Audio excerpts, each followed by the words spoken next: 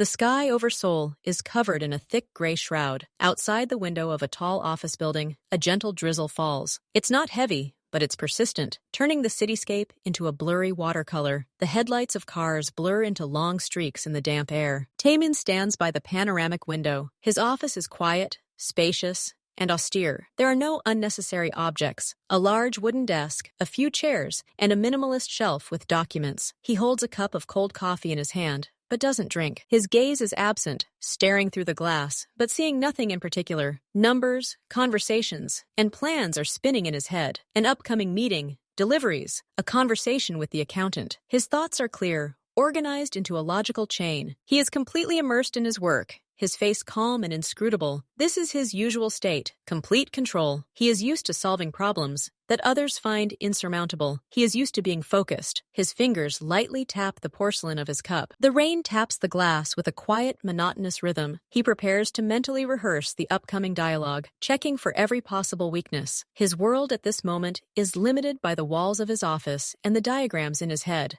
The street below is simply a backdrop, a gray, moving mass that has no relation to him. His gaze, wandering over the flow of traffic at the intersection, suddenly catches a sudden movement on the sidewalk. It's not a car, it's a person. A young woman comes into his field of vision. She's almost running, hunched over, across the wet asphalt. She's wearing a simple light coat, already darkened by the dampness at the shoulders. There's no grace in her movements, only a practical, slightly awkward haste. She clutches a large bundle tightly to her chest, wrapped in the hem of her coat. No, not a bundle. It's a child. She's trying to create some kind of shield from the chill drizzle with her body and the fabric of her clothes. Taemin squints slightly. His attention is briefly torn from his task, not by the woman, but by the scene as a whole. Something about this image, a lone figure in the rain, trying to cover a child, brims his usual focus for a moment. It looks troublesome, awkward. He briefly imagines the logistics, getting to the car or the subway without getting the child wet. It's complicated. He mentally notes that she chose a less than ideal route. A shortcut through the courtyard would have been possible. His brain automatically analyzes the situation. As it always does, the woman trips on the uneven pavement, adjusts her load, and runs on toward the street exit. Taemin is about to look away, returning to his thoughts. It was just a random incident, nothing important. And at that moment,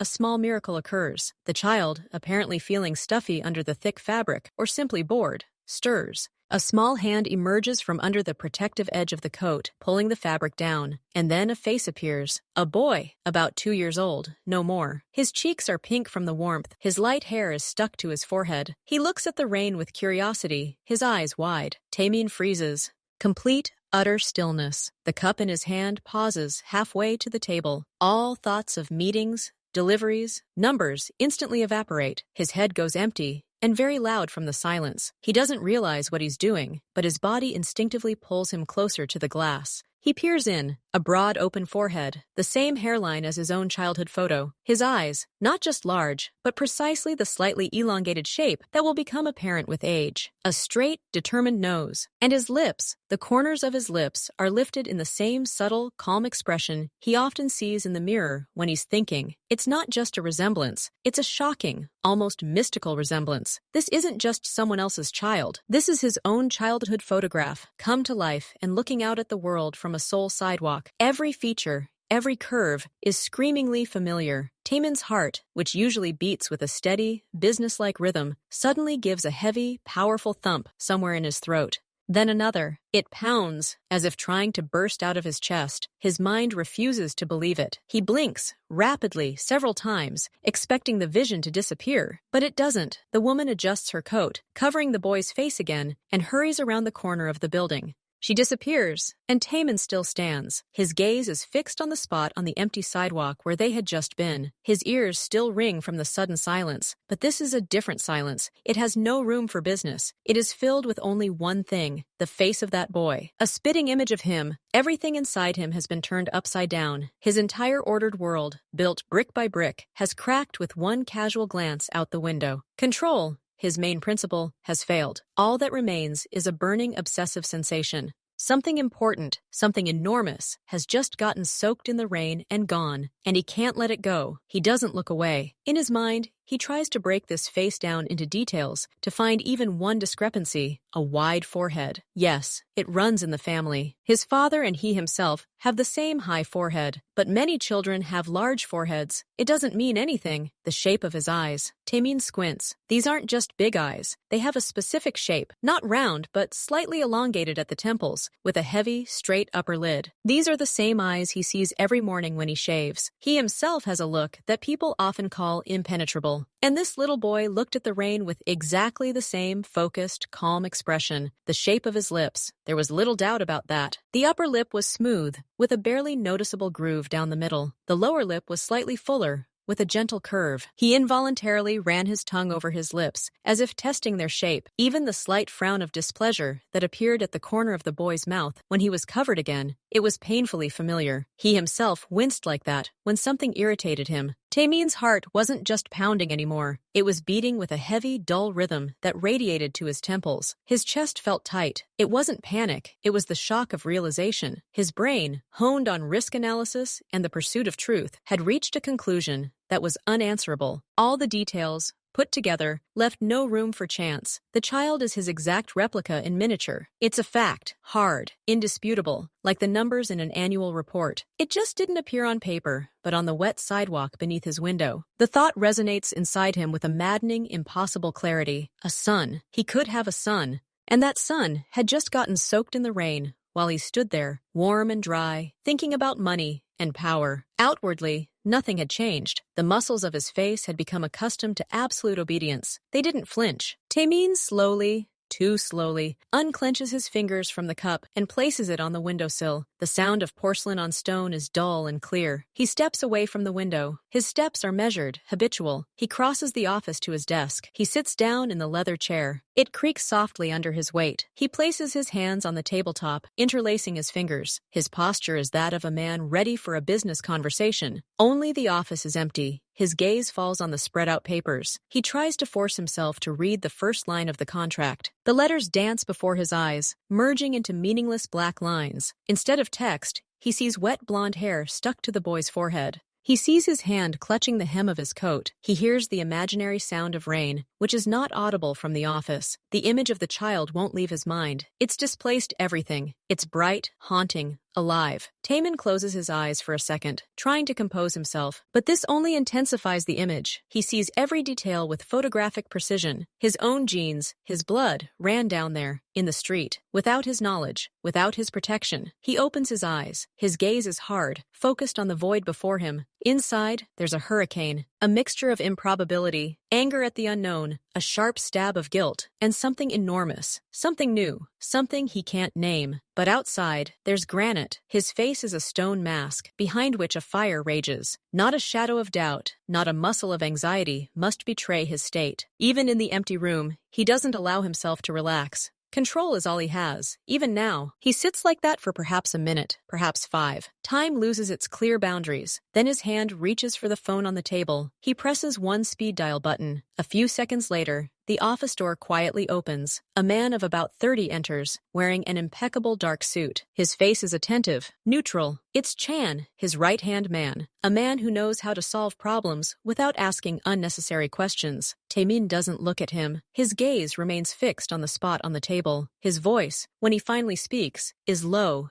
even, without a single note of emotion. There's no excitement or rush in it. He sounds the same as he always does when giving routine work orders. A woman with a small child, a light-colored coat. They left this street about 10 minutes ago. He pauses briefly, allowing Chan to mentally register the information. The only sound in the office is the quiet hum of the ventilation system. Find out where they live. The neighborhood, the building, everything. Be very discreet. I don't want them to sense this. No contact, no attention, just information. Only now does Taemin slowly raise his head and look at Chan. His eyes are dark, impenetrable. Not a spark of personal interest shines in them. It's an order, businesslike, clear, to the point, nothing personal. Chan nods slightly. He doesn't ask for reasons. He doesn't elaborate. His job is to execute. Understood. It will be done carefully. Another nod, and he leaves just as silently, closing the door behind him. Taemin is left alone. The order has been given. The mechanism has been set in motion. Now all that remains is to wait. He looks out the window again. At the now empty sidewalk, the stone mask is still in place, but beneath it lies more than just a chaotic hurricane. A goal has emerged. A direction. The first step. Find out where they are. He will decide everything else later. A few days later, Chan brought the information.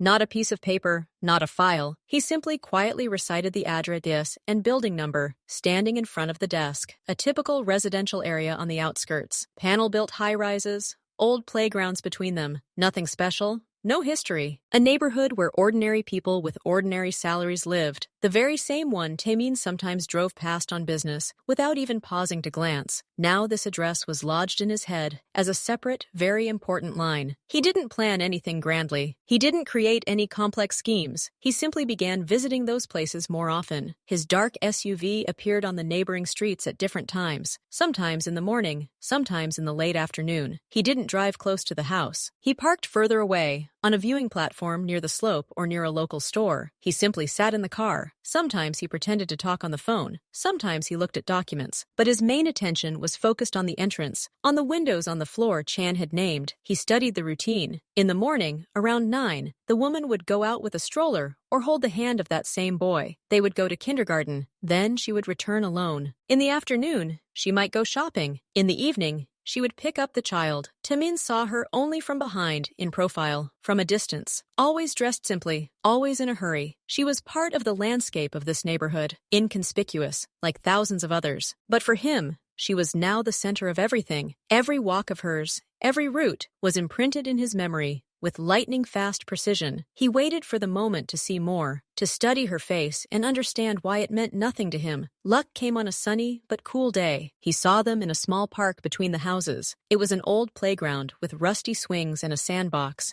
screened from the road by bushes.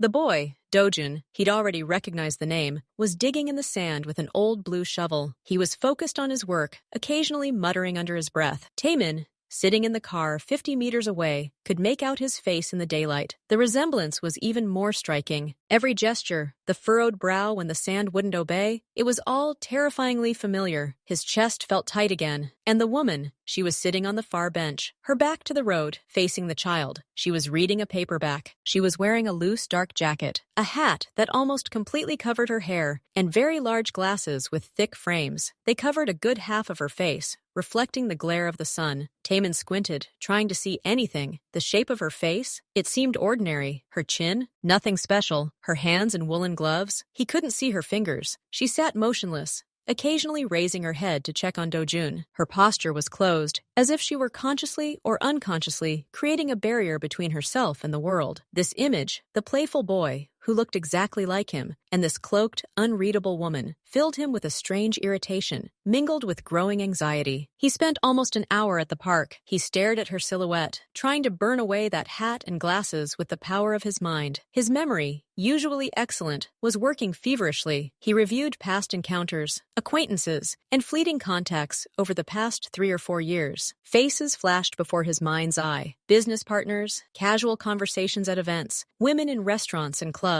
Nothing, not a single feature, not a single contour, formed the image of this particular woman on the bench. She was like a blank slate, deliberately erased. Perhaps he had never known her. Perhaps it had been some fleeting, insignificant encounter, which his brain had rightly discarded as unnecessary. But then where did Dojin come from? And then another thought struck him. What if he really didn't remember her? What if for her he was just a one-night stand? A person she wanted to forget. The thought was humiliating and searing. He was used to being the one people remembered. But the feeling that he knew her wouldn't go away. It was vague, deep, like an echo. Not visual, but something else entirely. Perhaps in the turn of her head, in the way she adjusted her glasses, in a barely perceptible stance. Something was clawing at the edges of his consciousness, but it wouldn't come to light. It was maddening. He looked at the mother of his child as if she were a complete stranger, and at the same time, his intuition screamed that she wasn't. This internal battle between cold memory and subconscious feeling was exhausting. He sat in the silence of the car, his hands clenched on the steering wheel, and felt the walls of his controlled world crack again. The truth was somewhere nearby, a few dozen meters away, but it was as well hidden as the face beneath those large, soulless glasses. Observations made one thing clear. Hyeri was cautious. She rarely let go of Dojun's hand, almost always staying close. Taemin understood that to obtain evidence, the timing was perfect. The plan had to be simple and discreet. Such a moment presented itself on Wednesday. Hyeri, Dojun, Ji, and a neighbor, a young woman pushing a stroller, went down to the courtyard. While the women chatted, Dojun fiddled around at the edge of the sandbox. Then Hyeri remembered something, looked at her watch, and quickly saying something to her friend, ran toward the small store on the ground floor. Her friend nodded and leaned her stroller against the bench, continuing to keep an eye on both children. Taemin was ready. He stepped out of his car, which was parked at the other end of the courtyard. He was wearing a casual jacket and carrying a bag from the nearby bakery. Like anyone returning home, he walked with a calm, even stride. In no hurry, his path led past the sandbox. Dojun, absorbed in digging the ground with a stick, paid him no attention. The woman with the stroller, buried in her phone, glanced at him only briefly. Taemin passed 2 steps away from the boy. His razor-sharp gaze scanned the ground, his jacket, his hat. And he saw it. On the dark nap of the child's jacket, on the shoulder, lay a single light, almost transparent hair. It was thin and short, but it was enough. Taemin didn't slow his pace. He merely bent slightly, as if adjusting a shoelace. His gloved hand flickered low, snatched up a hair, and just as imperceptibly transferred it to a small transparent bag, which was already ready in his pocket. The entire operation took 2 seconds. He straightened and continued walking without looking back. His heart beat steadily and loudly. The deed was done. His people took the sample to a private clinic, which asked no questions. The test was done as quickly as possible. Taemin didn't call or pester. He waited. Those days of waiting were strange. He worked, held meetings, solved problems, but it was all as if he were behind thick glass. He performed the actions automatically, while he himself lived in another dimension, in the space between yes and no. The envelope arrived in the morning, a plain white envelope, thin. Chan placed it on the table and left without a word. Taemin stared at it for a long moment. He picked up the paper guillotine and carefully opened the envelope. Inside was a single sheet of paper with the results. His eyes immediately found the right line. He didn't bother reading all the numbers and protocols. He was looking for just one verdict, and he saw it, in black and white. Probability of paternity, 99.9%. Nothing more was needed. No doubts, no coincidences, just the fact. Hard, scientific, final. Dazun is his son. Taemin's world is turned upside down. There's no loud sound. No catastrophe, there's silence, deep, all-consuming. He sits in his chair in the quiet office, and everything he built, everything he believed in, everything he measured his life by, power, influence, status, control, all of it loses its weight and meaning in an instant. Only that number remains, 99.9%, and a tiny blonde boy in the sandbox, his blood, his continuation, existing somewhere out there, without his participation. The feeling that washes over him is too vast and complex to define. It's not just a shock. It's an earthquake at the very foundation of his identity. He doesn't know how long he sat like that. Then his gaze fell on a photograph taken with a hidden camera. Hyeri, wearing the same hat and glasses, leading Dojun by the hand. He peered into that hidden face, trying to force his memory to work. Why isn't she telling him anything? Who are you? And suddenly, like a click, not immediately with the face, with a feeling. A thought dawns on him. He remembers not the image, but the atmosphere. Loud, dense, a club. A couple of years ago, he was there on business, but allowed himself to be distracted. At the bar, a girl with long, dark, almost black hair falling in waves. Bright, confident makeup, eyeliner, scarlet lips. She was unlike the others. In her eyes, there was no hunt, but a sharp, lively curiosity. They started talking. About what? About music? About something insignificant, but the conversation was not empty. There was a spark in it, a quick, mutual understanding of jokes, a return gaze that did not look away. He felt at ease with her. She laughed, and this laughter was ringing, infectious. He remembers the way she threw her head back, laughing, her long hair brushing against his hand. He remembers the scent of her perfume, something floral, but with a slightly bitter note. He remembers that night. He remembers the morning.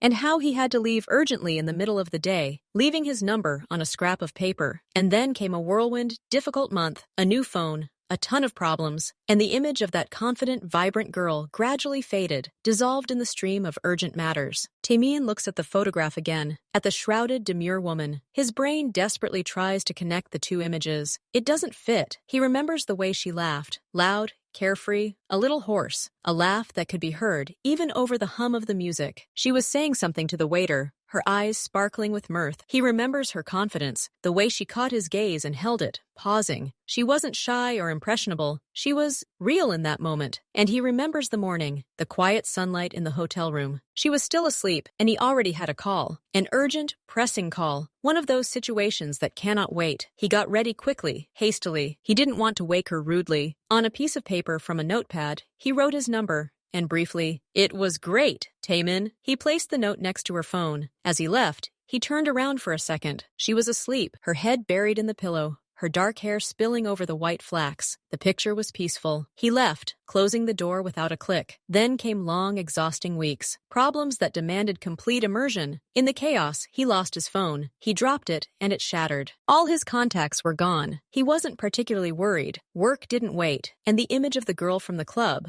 of that vibrant night, gradually faded, lost in a pile of other memories. In the endless chores, she faded from memory like a pattern in the sand erased by new waves. He hadn't forgotten her intentionally. He was simply busy building his life, and he had no reason to think that night could have consequences. Now he compares. In his mind, he places the two portraits side by side. That girl, jet black, shoulder-length hair, perfect makeup highlighting her eyes and lips, a bold dress. The energy emanating from her was almost tangible. And this woman, Hyeri, light brown, simple hair, pulled back into a loose ponytail, heavy bangs falling across her forehead, complete lack of makeup, save for the traces of fatigue under her eyes, large, almost grotesque glasses, baggy, practical clothes that conceal her figure. Her posture is always slightly hunched, as if she wants to make herself smaller, less noticeable. Two completely different people. If he had met them on the same day, he would never have guessed they were the same woman. This wasn't just a change of image. It was a disguise for another life. But the eyes, only the eyes remained the same. He now searched for them in photographs, peering through the lenses of her glasses. The same cut,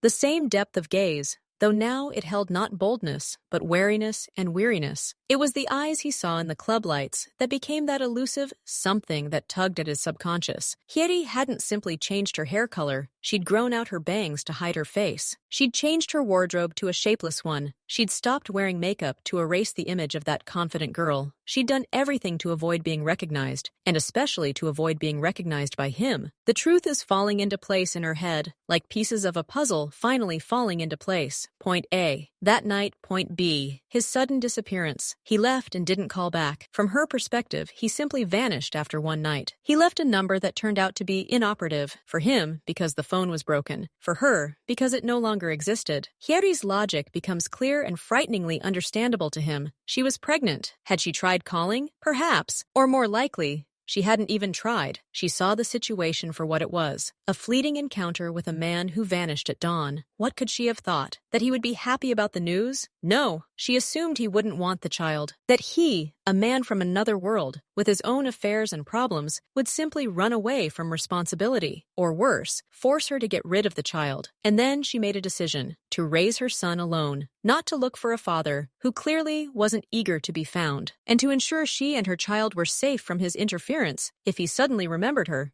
She disappeared. She erased the girl from the club and became Hyeri, the inconspicuous mother from the suburbs. She chose the path of complete independence and silence, and she hid it. From him. From everyone. Taemin sat in the darkness of the office. The realization didn't bring anger toward her. It brought a heavy, oppressive feeling of guilt. Her decision was a direct consequence of his actions, his disappearance. She hadn't betrayed him. She was protecting herself and their son from potential pain and rejection. And in this bitter truth, there was more courage than he could have imagined. Taemin's emotions are battling inside him. They come in waves, colliding with each other. The first is shock, not from the fact, but from the scale. He sits in silence and understands the entire chain. His one misstep, disappearing without explanation, led to the emergence of an entire life that ran parallel to it, his own. His son lived nearby, and he knew nothing. The thought is deafening. Then comes anger, sharp, burning, but it's directed not at Hyeri, but at himself, at his blindness, at his preoccupation with himself and his world. He's angry at the self, who didn't bother to check if he'd lost anything truly important in his haste.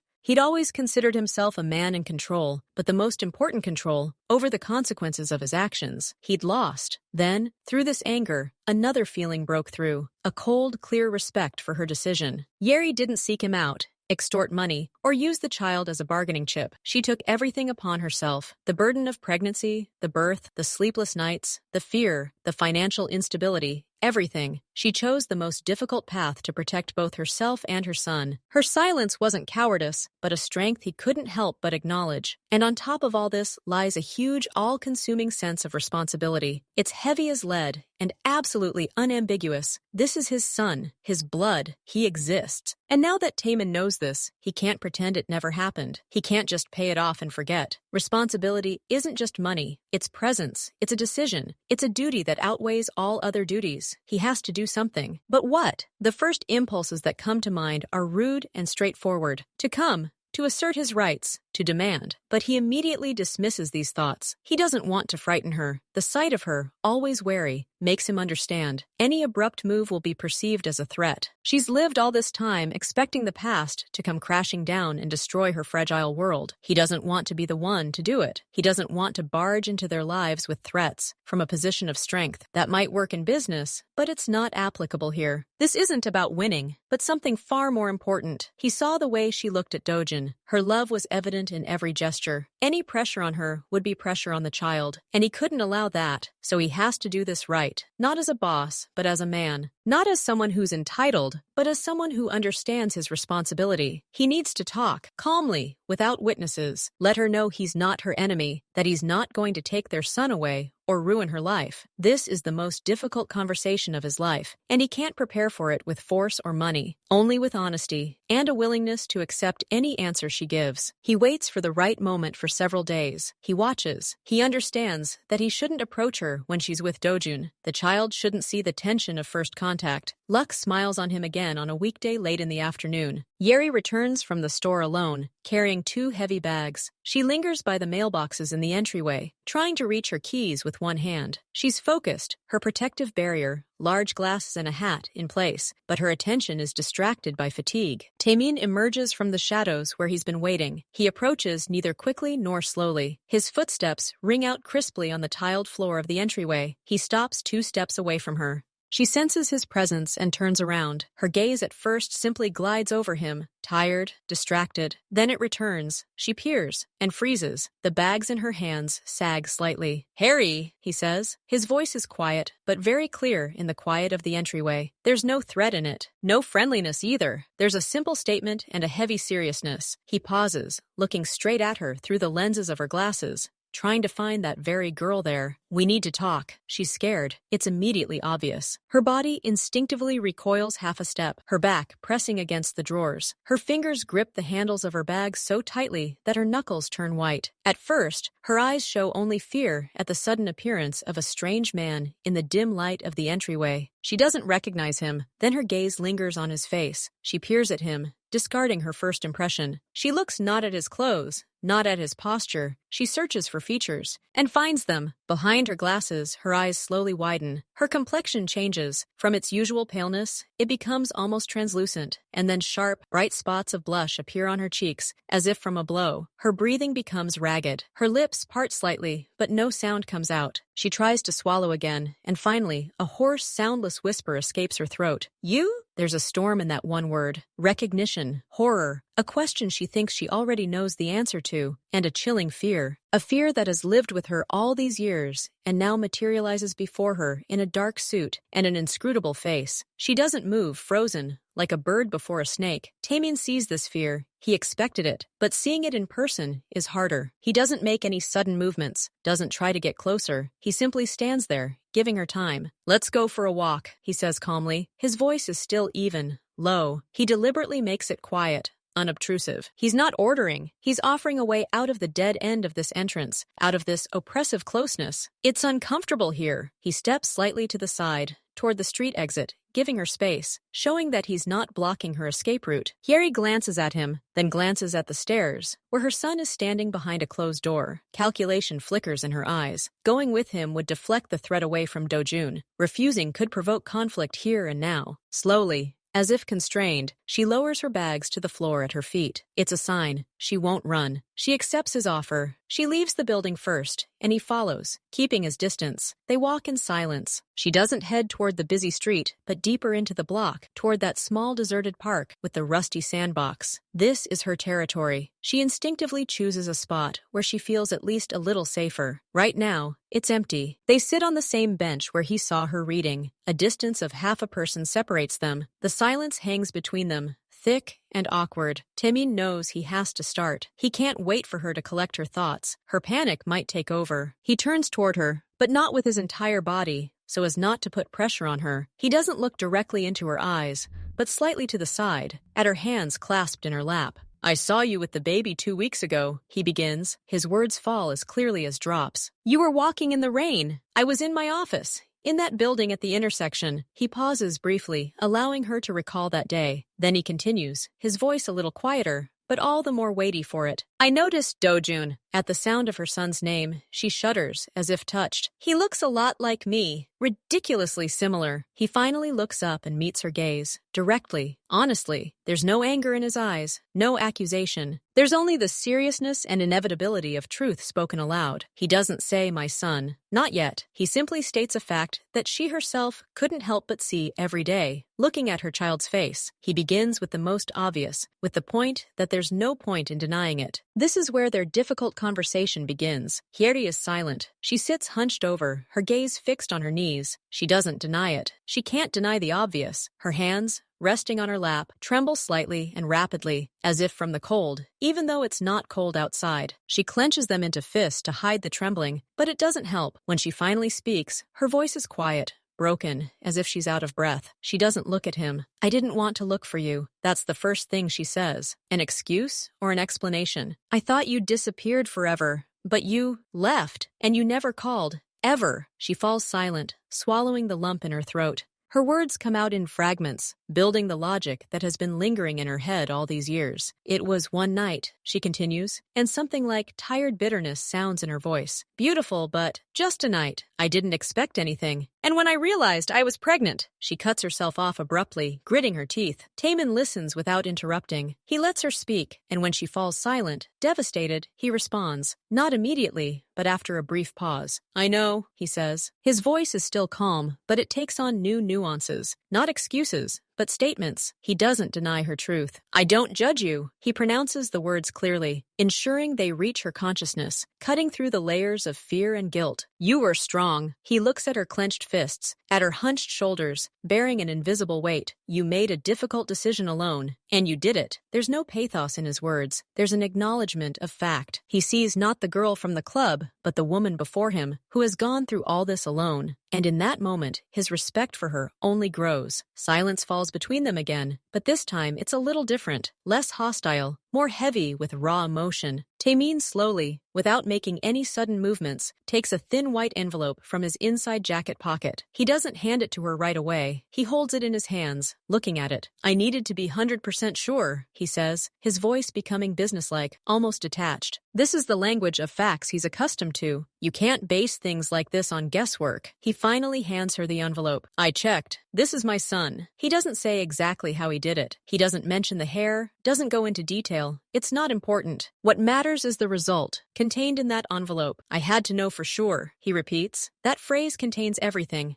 His shock, his need for control, and the final, irrevocable acceptance of a fact that now binds them forever. He no longer asks, he declares, but he declares not as an ultimatum, but as a man who has seen the truth and can no longer pretend it doesn't exist. Hyeri takes the envelope. Her fingers tremble so much that the paper rustles. She doesn't open it. She simply clutches the white rectangle in her hand as if it were hot. Her head hangs low. At first, it's just quiet sobs that shake her shoulders. Then the tears begin to roll down her cheeks, leaving wet marks. She doesn't try to wipe them away. She cries silently, desperately and deeply, the way one cries from prolonged tension, when they can finally release what's been pent up for years. Words break out between sobs, fragmented, sincere. "I was so afraid," she blurts out, breathless. "Every day, that you would show up, or your people. That you would take him away." Or just destroy everything we have. She finally lifts her tear-slicked face to him. Her eyes reflect not only fear, but also weariness and something akin to shame. I didn't know what to do. I was alone. I thought I'd be a burden to you. Another problem you'd want to get rid of. You're not from our world. She speaks of his money, of his position, of the gulf she felt separated them. Her words convey a bitter understanding of her place, which forced her to choose silence and secrecy. Taman listens. He doesn't interrupt, letting her cry out the pain. When her words fade to quiet sobs, he speaks. His voice doesn't rise. It's even, but there's a steel in it. Not cruel, but weighty. You were wrong. He says it not as an accusation, but as a statement of fact that must be corrected. I need this. I need to know I have a son. I need to be a part of this.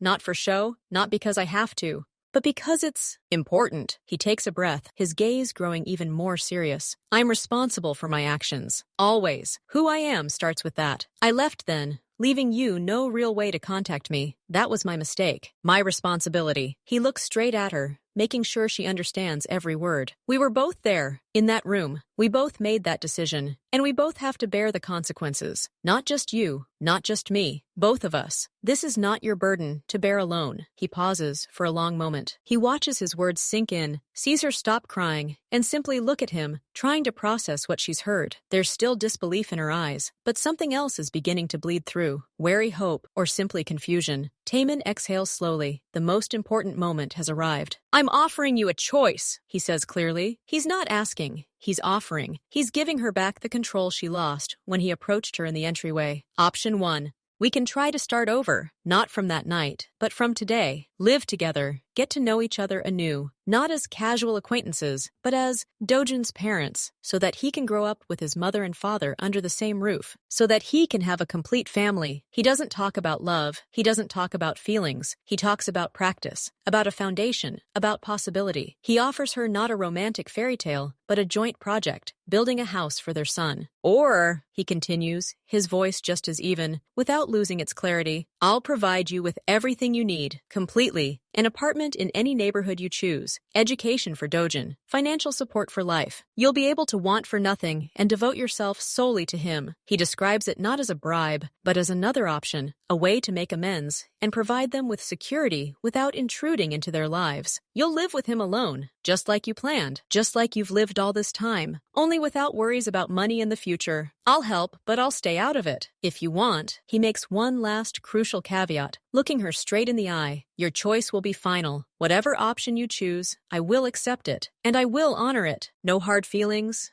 no conditions, no attempts to change anything later. He says this with all the seriousness he can muster. He's giving her not the illusion of choice, but a real, difficult adult choice, the consequences of which will impact their entire lives. He looks at her honestly. His face expresses nothing but complete openness at this moment. There are no hidden threats at the corners of his lips. No demanding expression in his gaze. He simply sits and waits. He doesn't pressure her. He doesn't remind her of his status or his capabilities. He doesn't try to persuade her to accept the first option by painting a rosy picture. He doesn't tempt her with the wealth of the second. He's laid out the facts. Now it's her turn. He understands that this is perhaps the most important decision in her life. And he, who is used to making all the decisions for others, deliberately gives this choice to her. Because this is the only way to start something real. Without fear, without coercion. Only this way. He simply gives her the right to decide. Silently. His silence is not pressure, but space. Space for her thoughts, for her fear, for her hope. Hieri stares at him for a long moment. The minutes drag on, filled only with the sound of the distant street and her own ragged breathing. Her tears have dried, leaving only a slight redness around her eyes. She doesn't see before her the menacing boss she'd imagined all these years. Not the irresponsible, handsome man from the club who might have run away. She sees a man sitting straight across from her, saying difficult, uncomfortable things. A man who doesn't make excuses, but doesn't blame either. Who admits his guilt and offers ways, not one, but two, to fix it. She sees the determination to take responsibility in his eyes. It's not a pose. It's something deep. Something that can be read in every feature of his face, in the way he holds himself. He's not angry with her for her silence. He doesn't demand that she hand over their son immediately. He offers his hand, not to lead them where he wants, but to support them if she agrees to walk beside them, or simply to hand over the necessary resources and step away if that's what she wants. Her gaze slowly drops to the envelope she still clutches. Proof, fact. Then she looks at him again, The fear in her eyes slowly recedes, giving way to a complex mixture of mistrust, weariness, and the first tiny bud of something new. Hope, perhaps. She begins to understand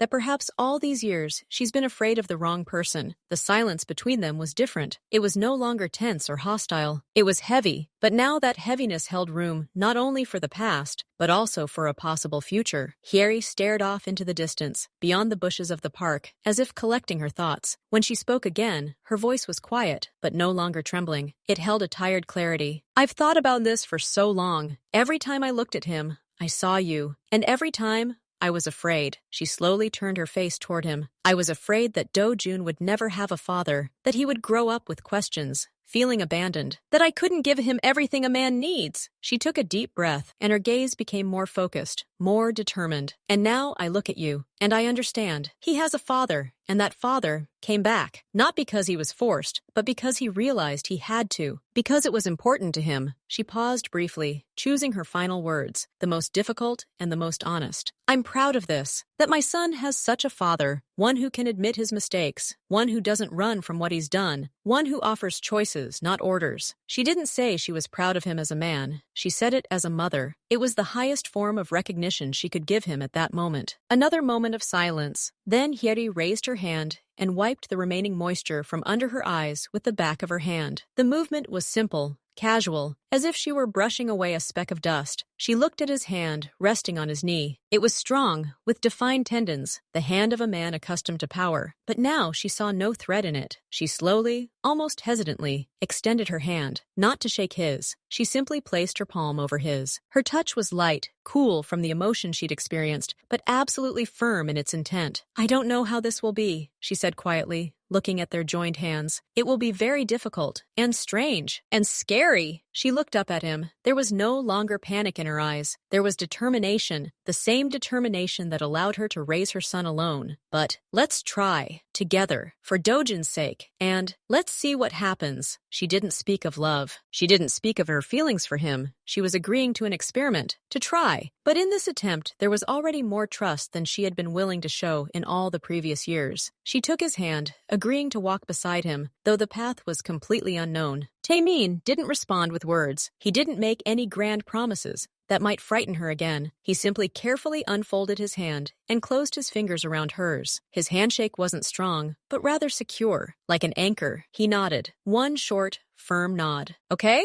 They sat like that for another minute, until the sky began to darken, turning the evening blue. Then he helped her up. His movements were natural, without unnecessary pretense. They walked back to her house, not too fast, not too slow. She was still carrying her bags, and he didn't offer to help. That would have been too much. Too abrupt. But the Fae walked side by side, their hands occasionally touching, their arms hanging by their sides. He walked her right to the entrance. They stopped at the same mailboxes. She put her bags on the floor. Now a new, shared future stood between them. When? She asked quietly, meaning everything. His move, his first conversation with Do-jun, the beginning of their new, strange life together. Not right away, he replied just as quietly. Let's start small. I'll come here tomorrow. During the day, the three of us will take a walk, just a walk. So he can get used to me, then we'll think about it. Step by step, she nodded, and there was relief in that nod. He wasn't going to burst into their lives like a hurricane. He was giving them all time. See you tomorrow, she said, already turning towards the stairs. See you tomorrow, Hieri. He didn't watch her get up. He went outside, got into his car, and only then allowed himself to exhale deeply, until his breath shook. A storm of mixed emotions raged in his chest. Relief that the worst was over. Anxiety in the face of something new, something unknown. A huge, crushing responsibility, and a strange, quiet warmth from the touch of her hand and her words. I'm proud of it. He started the engine and drove off. He had a lot to do. He needed to organize his affairs so as to free up time. He needed to find a suitable house.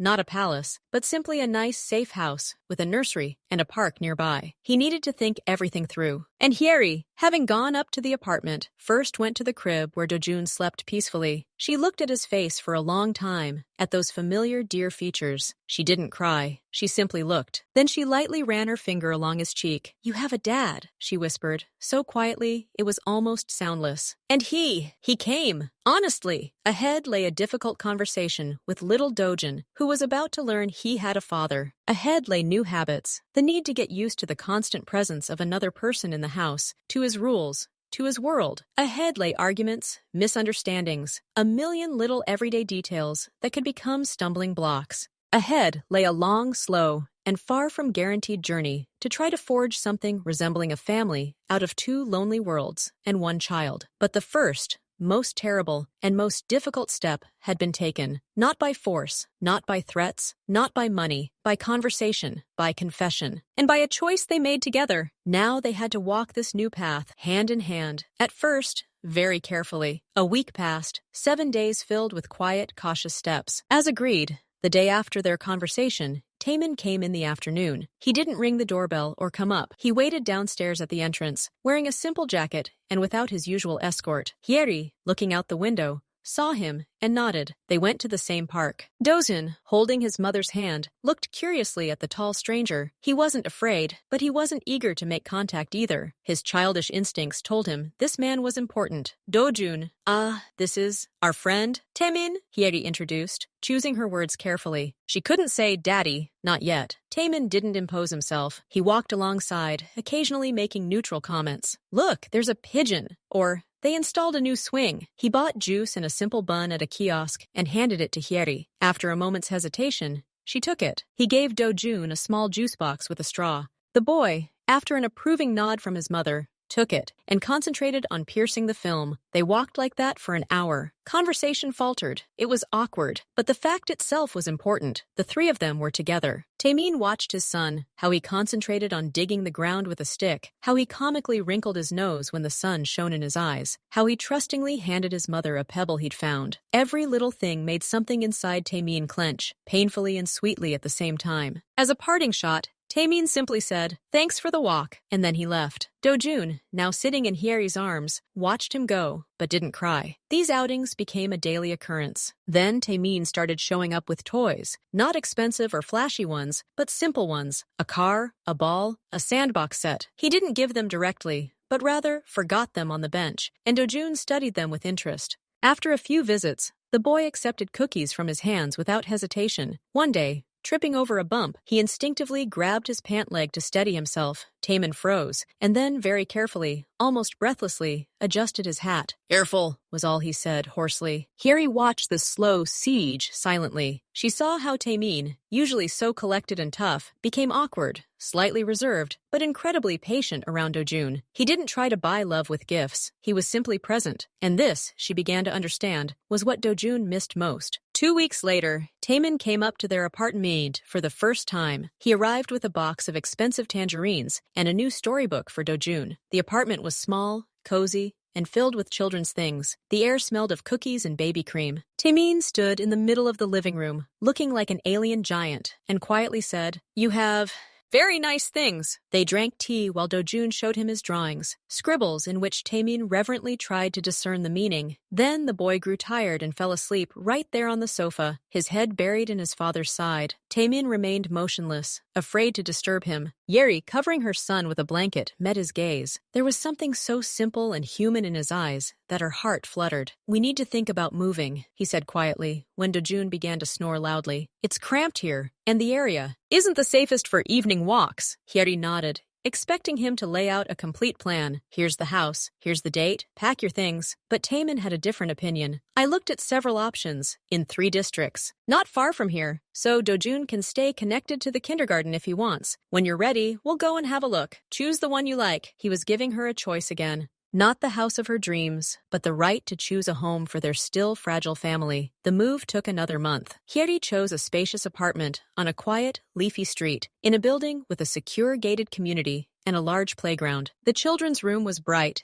and Taemin, after listening to Hyeri's timid wishes, decorated it himself, choosing furniture that was not only safe but also interesting. He hung a tree-shaped shelf and brought a box of his old, carefully preserved books about animals and cars. The first days in the new house were the strangest. They lived under the same roof, but like 2 islands. Taemin had his own schedule, his own office in the house, his own phone calls. Hyeri was busy with Dojun and the household. They would meet in the kitchen for breakfast and dinner. Conversations were mostly about Dojun, what he ate, how he slept, what new words he'd said. Taemin's greatest challenge came when Hiri first asked him to stay with Do-jun for an hour while she went to the hairdresser. She anxiously gave him instructions: what he should eat, what games to play, what to do if he cried. Taemin listened, nodding, with the expression of a general about to face the decisive battle. They were left alone. Do-jun watched his father warily at first, sitting on the carpet with the car. Then he walked over and poked him on the knee. "Dad?" he asked hesitantly. It wasn't a conscious dad, but simply a sound,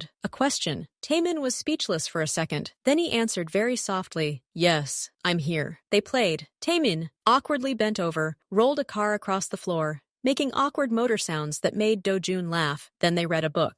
Then they just sat, and Do-jun, tired, dozed off on his shoulder. Taemin sat motionless, hugging him, and listened to his even breathing. At that hour, he wasn't the boss. He was just a father. And that was enough. When Harry returned and saw this picture, her stern man frozen with a child in his arms, something in her finally let go. Fear gave way to cautious hope. That evening, while tucking Do-jun into bed, she sat on the edge of his bed. "Do you like our new house?" she asked. "Uh-huh," Do-jun nodded sleepily. "And Dad's here. Is Dad a good boy?" the boy thought, burying his nose in the pillow. "He makes a loud noise when he makes a car. It's funny. And he holds it tight." Harry smiled. He holds tight. For a child who had barely known a man's hands, that was the highest praise. She left the nursery and met Taemin in the hall. He was searching through some paperwork. "Thank you," she said quietly, "for today." He looked up at her. "Thank you for your trust." They stood like that, separated by a few steps of dim light from the hallway. The space between them was no longer an abyss, but simply a distance that had yet to be closed. But now they knew they would close it together. "Tomorrow," Hieri said, taking a step forward, "I'll make that soup you praised. If you're home for dinner." He nodded. "I will." This wasn't a plan for a business meeting. It was an agreement for a family dinner, a small but important ritual at the beginning of their long journey. A journey on which they had yet to learn to be not just parents of one child, but partners, each other's support. But the first, most difficult step had been taken. They had chosen to walk together, and now, step by step, they were learning to do just that.